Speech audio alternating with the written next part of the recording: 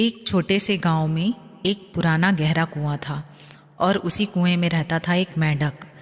उस मेंढक ने उस कुएं को ही पूरी दुनिया मान लिया था। एक दिन अचानक कुएं में एक मछली आ गिरी। मेंढक ने चौंक कर उससे पूछा, अरे तुम कौन हो और कहाँ से आई हो? मछली बोली, मैं समुद्र से आई हूँ। मेंढक ने पूछा, समुद्र? ये समुद्र क्या होता है?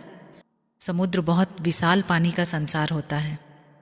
वहाँ ना दीवार होती है ना किनारा होता है, चारों ओर बस पानी ही पानी।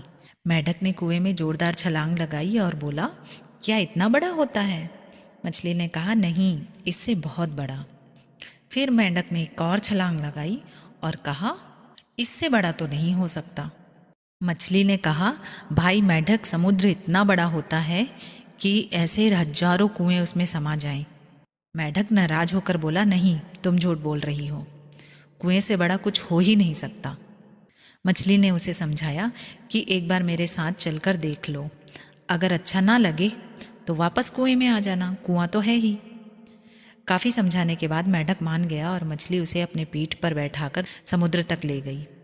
जैसे ही मेंढक ने समुद्र देखा, उसकी आंखें खुली की खुली रह गई।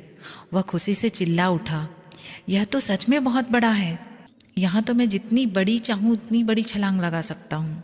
फिर भावुक होकर बोला, धन्यवाद मछली, अगर तुम नहीं होती तो मैं पूरी जिंदगी एक छोटे से कुएं में ही सिमट कर रह जाता। सीख। इसी तरह से इस दुनिया में बहुत से ऐसे लोग होते हैं जिनकी सोच जहाँ से शुरू होती है वहीं ख़त्म हो जाती है।